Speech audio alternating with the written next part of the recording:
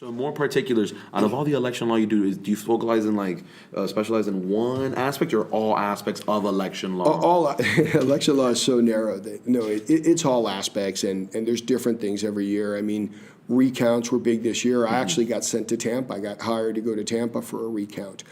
There are limited things, but it's sort of a little bit of everything. Most of what I do is compliance.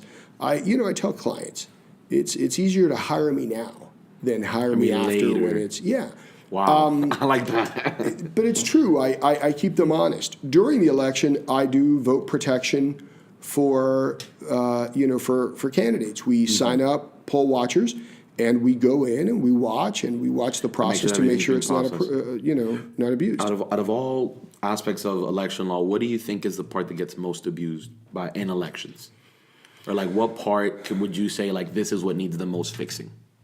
I think, again, the voter assistance in early voting, although poll watchers in the centers have helped a lot, I think the residential housing with the absentee ballots is still a problem. One of the issues we had, the legislature is taking a big step in fixing it, which is people whose signature has changed. And this is not an abuse, it's just an unfortunate thing. Their signature has changed. So the canvassing boards, which have to approve or reject every vote by mail ballot, they're not trained in signature recognition. They're not trained in handwriting analysis. So they reject sometimes ballots of people who it's legitimate, but they reject it as illegitimate. One of the issues is Miami-Dade has always done it best. The Miami-Dade Canvassing Board has always erred on the side of making sure that the vote is counted. And in fact, Miami-Dade has fewer bad rejections than other counties. There's other counties. When you say rejections, you mean somebody turned in a ballot and it's no good? Or let's say an elderly person, since the last election has developed the shakes in a hand. Right. So all of a sudden they start shaking their signature, and it doesn't exactly match what was on file when it was on file.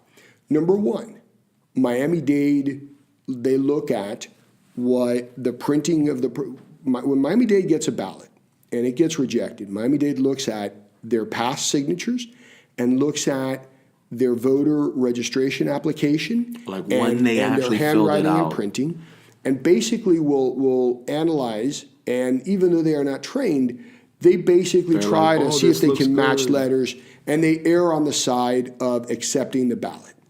Other counties, and I've personally witnessed Palm Beach County, Susan Bucher, who is the supervisor, and she was rightfully suspended by Governor DeSantis.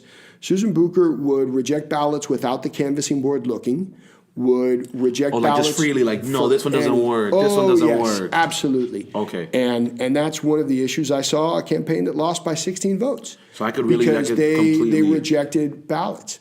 And that was a big problem. I represented a Haitian American candidate, and for the words "sign here" and "print your name" are the same in Creole. So we had Creole, we had Haitians in Palm Beach who were printing their names as the signature instead of signing them, and they were being rejected because they didn't sign. Had that ballot been before the Miami-Dade Canvassing Board, they would have looked at the printing on the voter application, and those ballots likely would have been accepted. Wow. So it really does depend on who is the person. We need uniform standards. There's been too much variance in the signature identification across different counties within the state of Florida. Yeah, across different counties in the state of Florida. And we need more of a uniform system. Yes. And so I remember in law class that I took that a law needs to be clear and concise.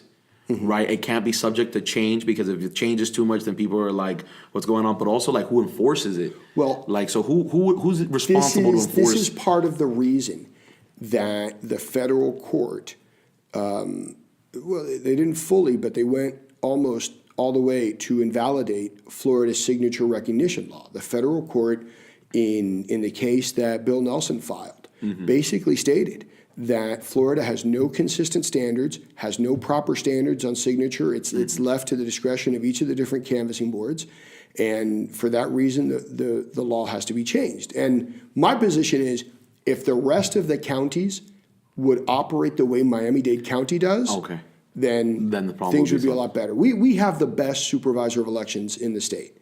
Okay. Craig Latimer, who's the supervisor in Tampa, comes close, but Christina White really is the rock star of supervisors in the state of Florida. Do you think with all the different like I guess like legal controversies that come up in the news, do you think that election law gets overlooked, or do you think it actually gets a lot more exposure? than I think people- everything gets ignored in the news. I think because of the changing nature of media.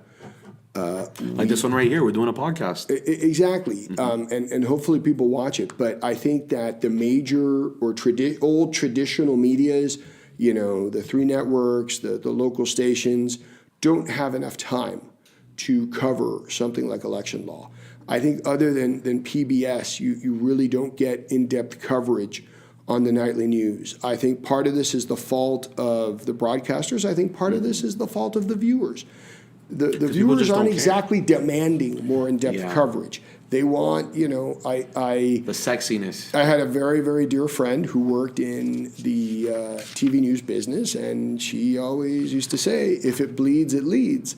That's what they're looking If for, it not. bleeds, it leads. Yeah, so.